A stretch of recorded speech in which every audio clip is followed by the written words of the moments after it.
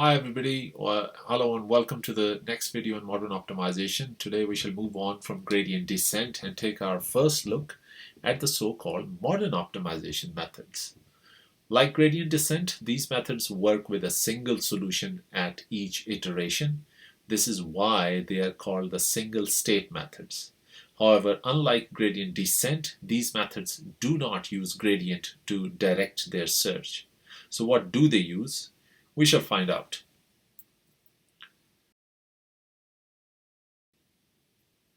But here's a bit of a recap. Remember, in gradient descent, we compute the next solution xi plus 1 by taking the previous xi and adding the gradient f dash xi to it.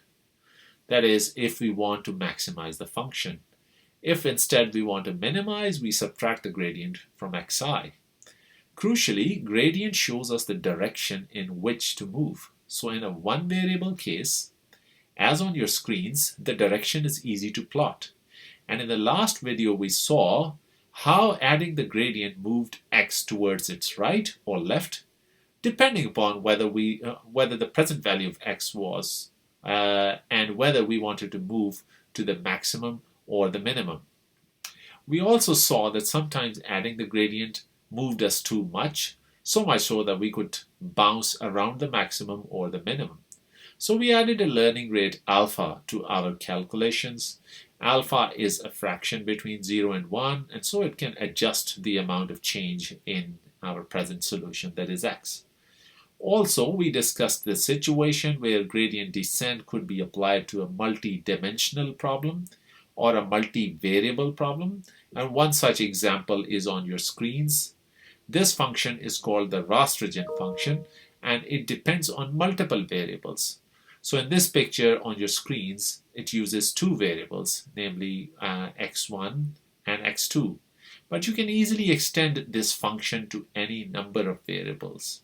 The rastrogen function is commonly used to test the optimization methods and to see whether they can find the minimum of this function.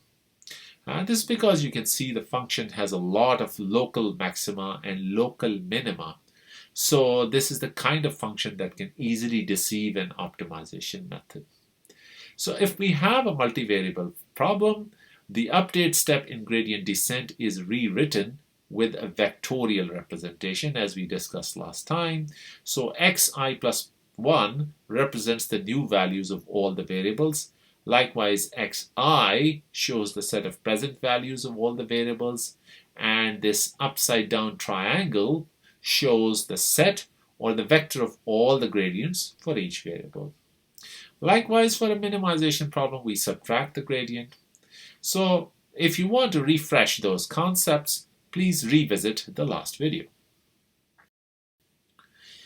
Recall that an issue with gradient descent is that if the gradient is not zero, the problem is that the gradient is not zero simply on maximum or minimum, but it can happen at some time, at some in-between points too.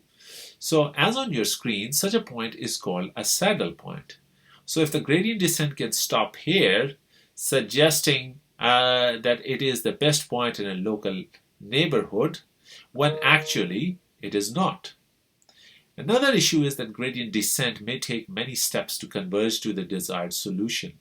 For example, earlier we saw that by adding gradient we can bounce around the desired solution. And this picture shows that again. Here adding the gradient jumps from old x to the new x. But adding the gradient again, we jump back to the old x. To avoid that, we can use a small value of alpha, but always using a small value of alpha will take a long time to converge. Whereas we need to find the right value of alpha. So another problem is that gradient descent can only find a solution in a local neighborhood. For example, in this last picture, if our starting point is the extreme right, then successive iterations of gradient descent may reach only the top of the smaller peak, but cannot jump over to the bigger peak. You must convince yourself why that is the case. Also think what you can do to avoid that. Let me give you a hint. How about running gradient descent multiple times with a different starting point each time. Also recall that gradient descent or ascent cannot always find the best solution. For example, consider a maximization problem as on your screens. If we start from the extreme right, it may simply climb the first peak and then not move from there. Hence, we say gradient descent can get stuck in a point that is optimal, but only in a small locality. Hence, this optimum point or the smaller peak is called the local optimum. This is why gradient descent is also called a local optimization algorithm. However, if we restart gradient descent from a new starting place after it gets stuck into a local optimum, we may be able to find the global optimum. Hence, we can convert gradient descent into what we call a global optimizer. So here we show an algorithm for converting gradient descent into a global optimizer. First off, set the best value found so far to some horrible value. So if it is a minimization problem, set the best to be some really high value. Next, choose a starting guess for x. Say we choose a random value. Starting with that value of x, run gradient descent until we run out of maximum time allowed or the gradient descent converges. That is, the gradient has become almost zero. Then we check if the solution found is better than the best we previously had. And if so, we update the best solution found.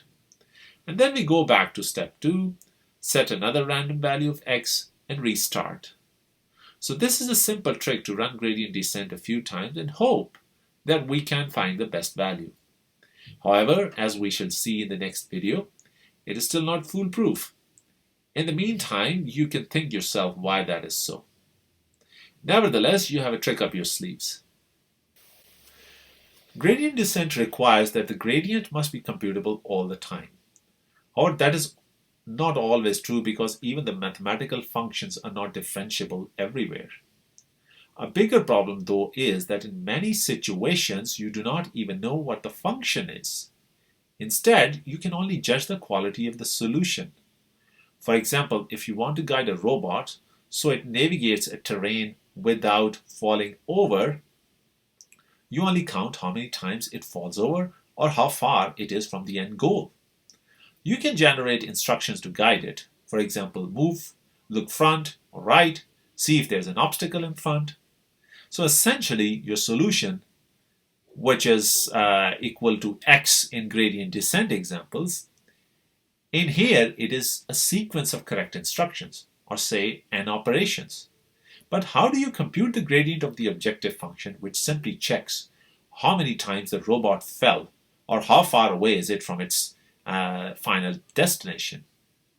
So we do not have a mathematical function here to differentiate. Instead, what we have is an evaluator or a simulator which simulates the actual environment in which the robot is supposed to run.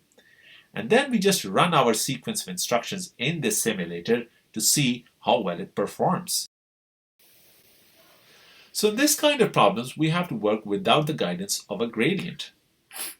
Instead, the optimization depends on evaluating just how good a solution is and then working from there onwards. So in this case, we rely on a simulator or a black box which represents the problem. So we do not have a nice function to optimize. The optimization procedure that we haven't discussed yet, by the way, comes up with a candidate solution that we input into the simulator or the black box. We sort of press the button of the simulator. The simulator tests out our solution and comes back with a quality measure. We have no idea what the gradient looks like though, and so we cannot plot the gradient or use it to guide us where our next solution lies. Note, our solution in such problems is not always a number or even a bunch of numbers. Instead, as we have seen, it can be anything that our problem demands. For example, here it can be a sequence of instructions that may be written as a piece of text, or something more organized such as a tree structure, if you're familiar with computer science.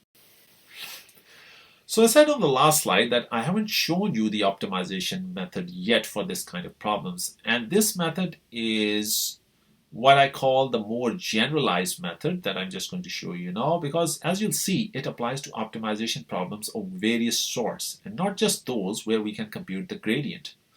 So much like gradient descent in this general framework, we begin by coming up with a starting point that we call a candidate solution to the problem. Note it can be a terrible solution, but do not worry, it is just the starting point of our optimization procedure. This first step is termed initialization. Next, we assess the quality of our solution, be it through a formal mathematical way or by using a simulator. We call this step the evaluation or the assessment procedure. As in gradient descent, we then have to come up with a new solution by modifying the existing solution. So while in gradient descent, we added the gradient, here we make a copy of the solution that we have and then somehow modify or tweak it to create a new solution.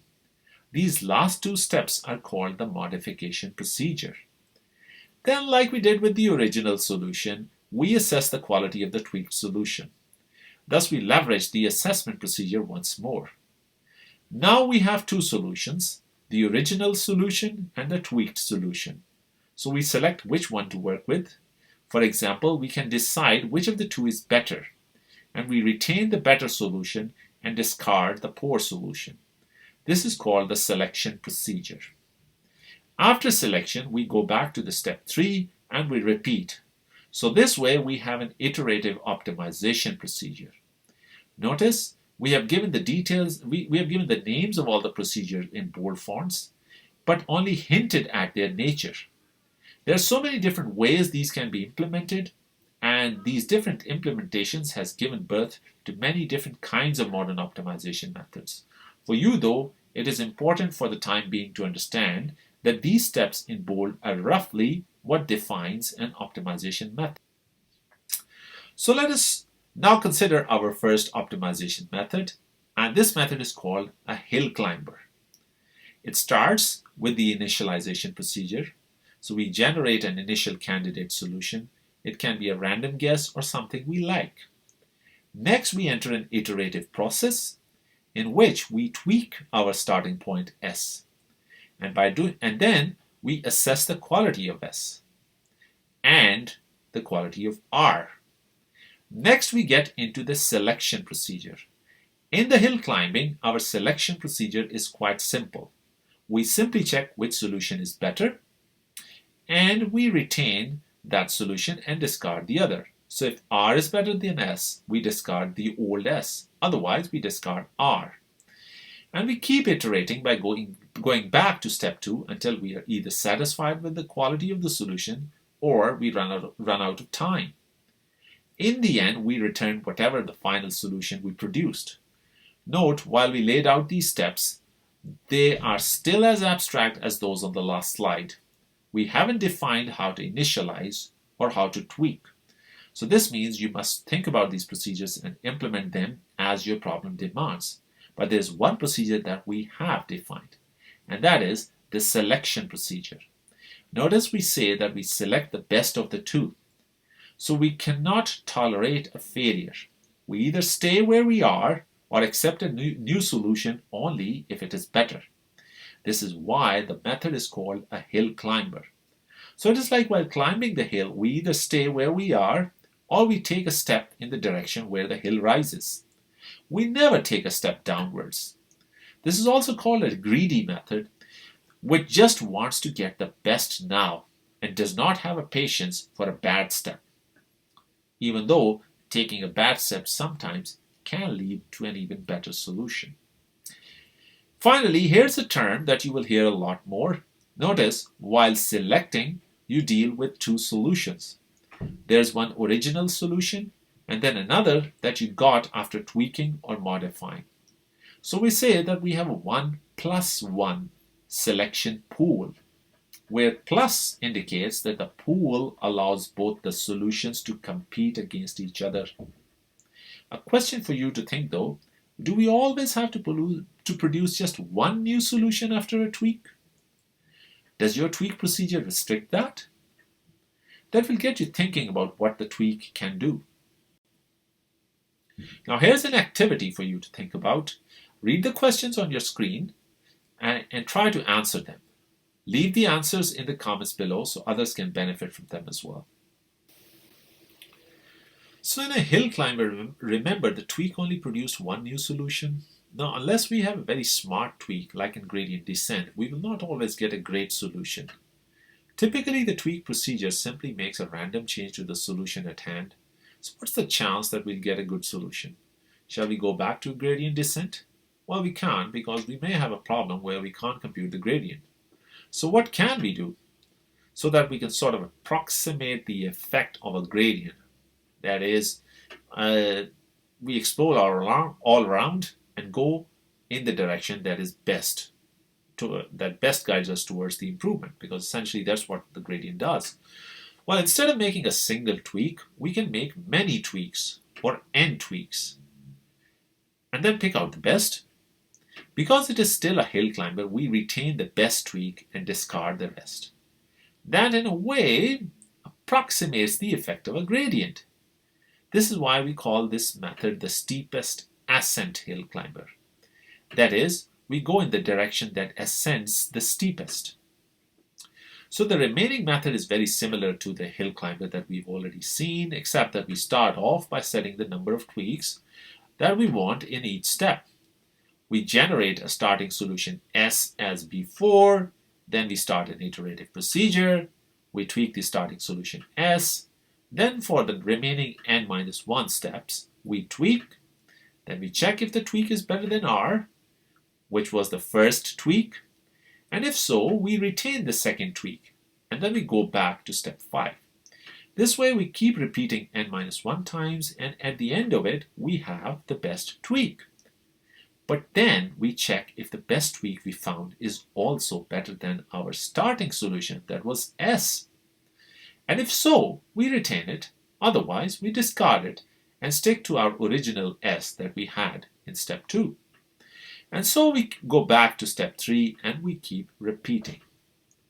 Finally, we return whatever is the best that we found.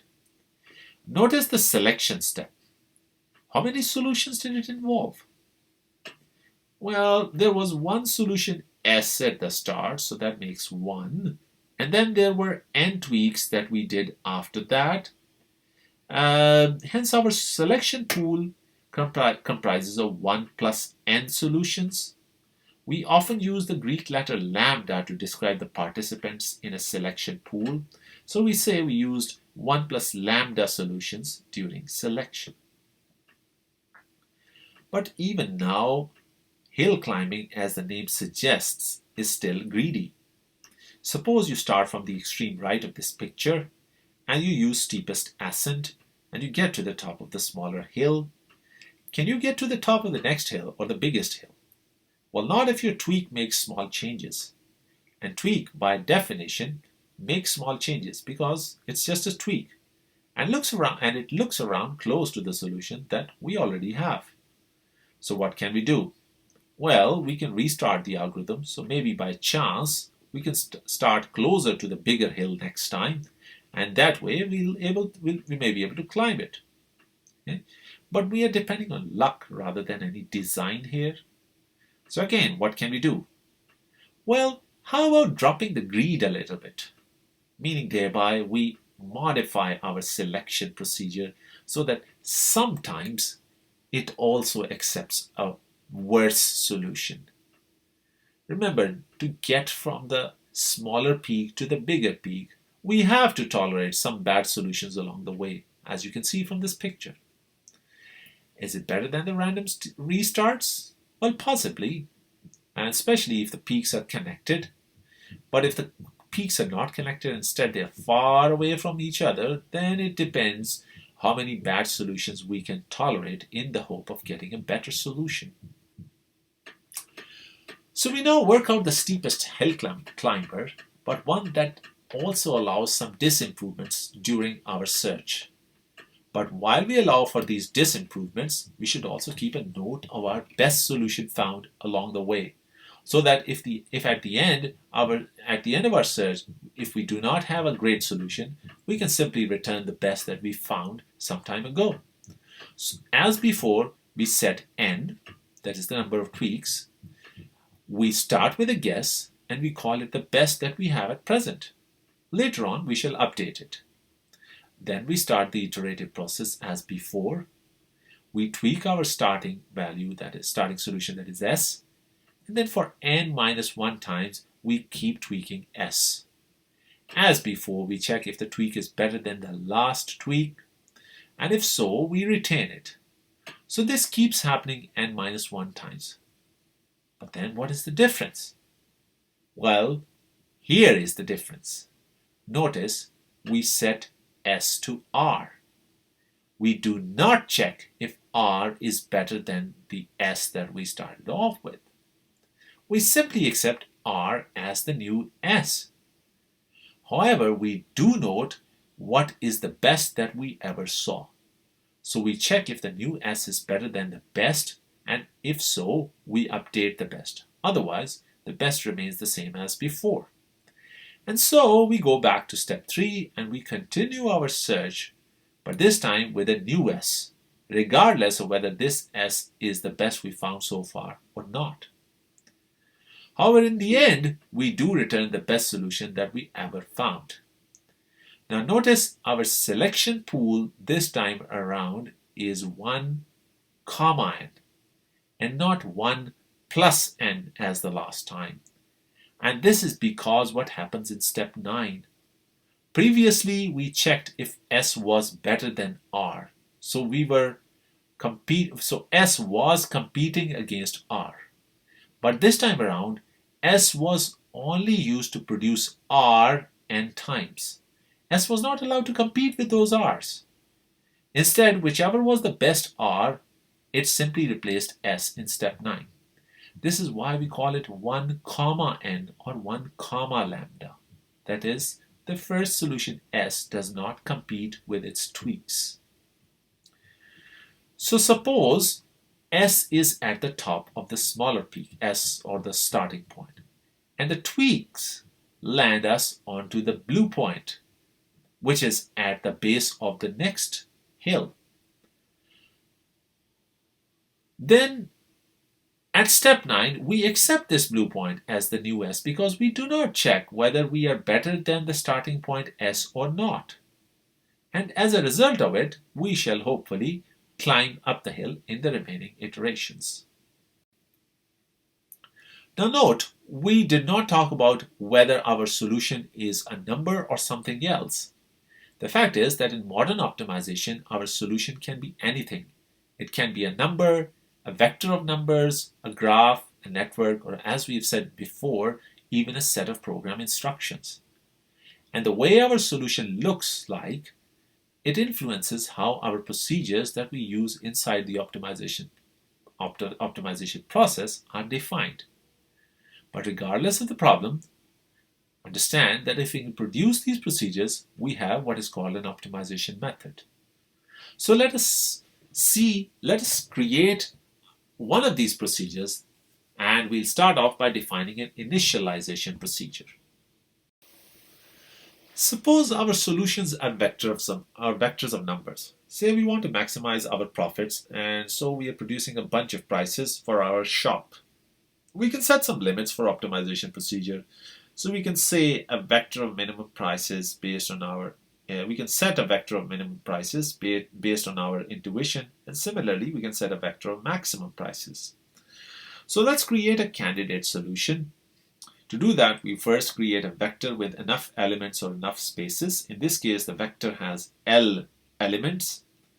Then we go into a loop, and for each element in the vector, we randomly generate a value that is uniformly between the minimum and the maximum value for that vector. Now, how do we implement it in R? Well, here's a sample code for you. Suppose L equals 10, and the minimum value of all the elements equals 0, and the maximum value of all the elements equals 20. Then our uniform function or runif function in R, in this case, generates 10 random values that are uniformly distributed between 0 and 20. Now, what does uniform distribution means? Well, it means that every value between 0 and 20 is equally likely to occur if we were to generate the numbers randomly, and we are.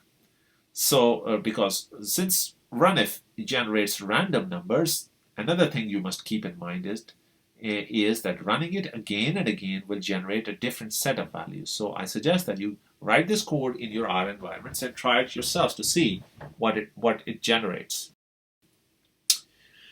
Now that we have created a vector of values, how can we tweak it to find the next solution? Well, we do not have the gradient, remember? And we want to sample what's around us. It turns out we can use random search. And it's not all that bad a strategy if we use it intelligently. That means just adding or subtracting a small fraction randomly into each element of the vector, and thus creating another vector. Now we call this small fraction noise. Just like a small noise can create random fluctuations in a signal, this noise here will add or subtract small values into our vector elements. So consider this example vector v with 5 values in it. Suppose our noise value is set to 1. Now this 1.0 represents the total range of noise, or the total amount of fluctuation from the original value. That means we can either add or subtract up to 0.5 or half the range. That is, we can go 0.5 above the value or go 0.5 below the value. So the total range is still 1.0. Now instead of definitely making a change to every value, we can make it probabilistic. Okay, so we simulate a coin toss. In this case, we say the coin has a 50% probability of landing a heads. We can also use probabilities, some other probabilities, like sometimes we use the probability of 1.0. That is, we definitely make a change. So this is a choice that we have to make, what probability we want to use. But in this case, it's 50%. Then we simulate coin tosses. So we randomly generate a number between 0 and 1.0. If the value is less than 0.5, it signals that a head has arrived. Okay, or in other words, we should change the corresponding element in the vector. So suppose we toss the coin, that is, we randomly generated a number, and this number is 0.4, which is less than 0.5. So we do the change. And to do that, we randomly generate a value between minus 0.5 and plus 0.5. In this case, it is plus 0.4. So we add that to the original value. We repeat the process for the next element. The coin toss produces a value 0.6, which is greater than 0.5. So we do not change the element value. Next, we do the coin toss again, which means we generate a random number between 0 and 1. The value is greater than 0.5. So we do not change the next element. Next random number is less than 0.5. And so we do generate a random perturbation, which is minus 0.1, and so on. And so the final vector is here. As you can see, the vector w is slightly different from vector v, and that is what the tweak was meant to do. That is, make a small change. So here's the pseudocode for doing the same. I strongly recommend that you try to implement it in your favorite programming language, for example R, because implementing the code, the algorithm is the best way to fully understand it. Now, while studying modern optimization, a common phrase you will come across is exploration versus exploitation. So let's understand what that means. Notice we defined the range of noise or the range of tweak in the previous slide. That range is a knob that we can twist. The bigger the range, the bigger the jumps we can make in that.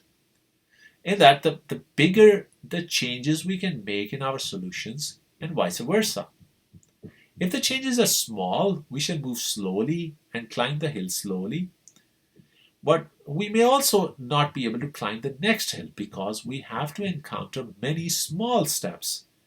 And each one of those stops, the small steps, may be worsening the solutions. Thus, we can say that with small jumps, we cannot explore a bigger area. Instead, if we make the size of the tweak big, then we can make big jumps, but we can't fine tune. That is, once we are near the peak, we cannot make small adjustments. Thus, we can say that with big jumps, we cannot exploit the local knowledge enough. That is, we cannot look for better solutions close to where we are. Hence, we say the range of noise or the size of the tweak controls the exploration versus exploitation struggle in our search strategy. If you are reading the book Essentials of Meta-Heuristics by Sean Luke, as recommended, see Algorithm 9 to see the examples of these strategies. However, generally, we should understand the characteristics of an optimization algorithm. If it is highly exploitative, then it will make small changes and will try to reach a local peak quickly. But if the search space is ugly, as on your screens, do you think a highly exploitative algorithm will work? Pause and reflect. Well, I'd say unlikely, because what you need is an exploratory algorithm that can make big jumps and see other areas in the search space. Normally, we design algorithms that are somewhere between these two extremes. However, you must explore your problem characteristics to see what suits you the best. Now is a good time to contrast the local versus global optimizers. Local optimizers are generally exploitative that try to find a locally optimal solution. Instead, global optimizers are those that, if run long enough, their design is such that they may reach the global optimum. For example, a global optimizer may try to visit every point in the search space. This is also called exhaustive search. Alternatively, if you use random search for a long time, chances are that at some time, eventually, you will fall on the right solution. However, as you can imagine, both these solutions are expensive. Instead, local optimizers include hill climbers. They are much less expensive than the options discussed above. They use small tweaks, so they find the local peaks only. And here's a question for you. Is gradient descent a local or a global optimizer? So leave your answers in the comments. So perhaps we can combine the global optimization characteristics into a hill climber and get the best of both the worlds.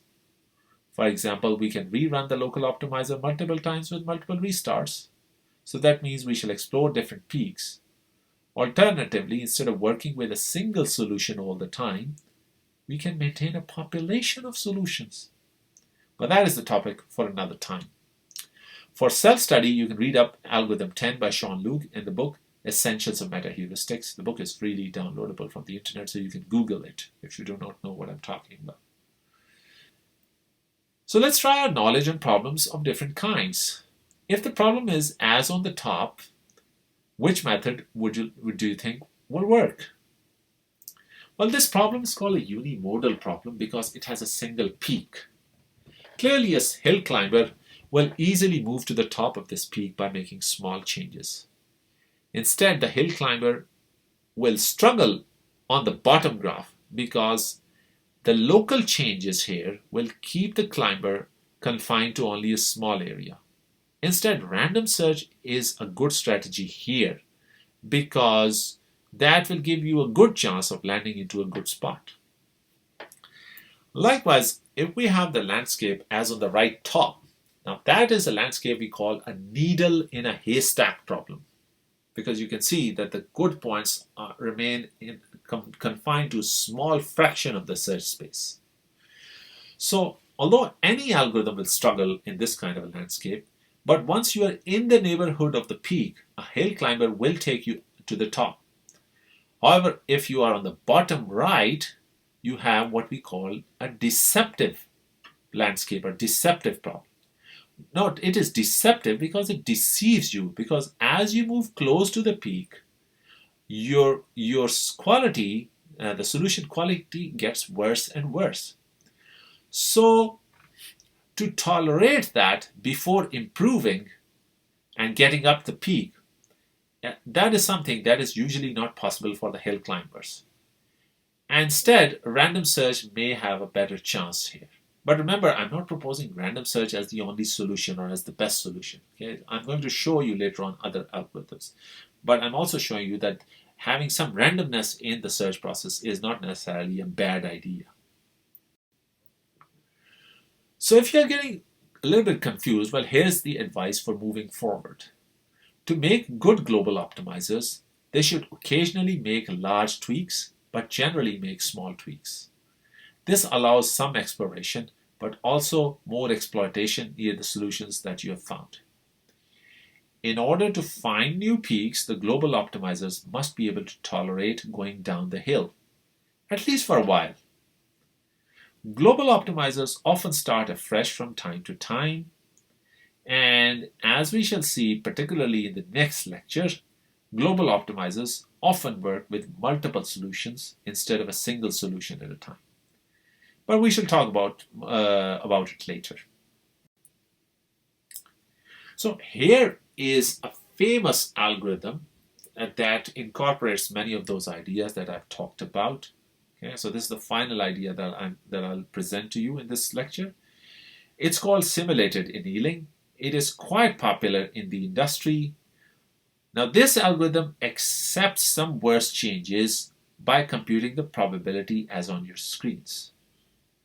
Okay, so suppose you have a solution S and you tweaked it to create another solution R. Now if R is better than S, no problem, you just accept it.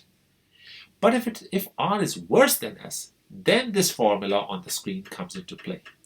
So you compute a probability of accepting this worse solution based on this formula. Now notice, if R is worse than S, then the quality of R is less than the quality of S.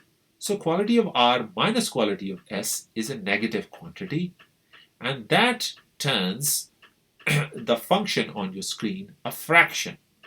And a probability by definition should be a fraction. So that bit is depicted in this plot on your screens. Along the x-axis, we plot the negative differences in quality. So notice, when the difference is small, the probability that we accept the new solution is high. Okay? But as the difference grows to -2, -3, or -4, that is, you move towards the left of the x-axis, the probability of acceptance gets smaller and smaller. This means that big drop in quality leads to a small but still a finite chance. Therefore, simulated annealing mostly allows small degradations, but occasionally it allows big degradations too. Now there's another factor in this formula, and that is T, or temperature. Now, simulated annealing borrows its motivation from the concepts of metal annealing. Notice at high temperatures, you can make bad changes to a piece of metal, and you can still fix it because you know that at high temperatures the metal is flexible. So if you made a mistake, you can fix it. But once the metal has cooled down to a low temperature, then if you made a bad change, they'll be pretty hard to fix. So the graph on the right shows that effect in simulated annealing. So the probability of accepting a degradation is high at high temperatures, that is towards the right of the screen, the right of the x-axis, and that probability is low for lower temperatures, which appears towards the start of the x-axis. So simulated annealing is an iterative process, as optimization typically is. In early iterations, it uses a high temperature to accept quality degradations, but as more and more iterations go on, simulated annealing discourages quality degradations by incrementally decreasing the temperature. So here is simulated annealing algorithm put together. You can see that it begins by setting the initial value of temperature, that is high, and a starting solution, that is S, as before. Thereafter, an iterative process begins. If we focus at the rectangular box there, it shows that the method accepts any tweak if the tweak is better, Whereas for a worst solution R, it employs the same formula that we just described. So this algorithm is quite simple. And I actually strongly encourage you to implement it because it's a very popular algorithm, like I said. Okay, so do try to implement it and try it for a problem of choice, even if it's a made-up problem. So with that, I conclude this lecture and will see you in the next one. Bye.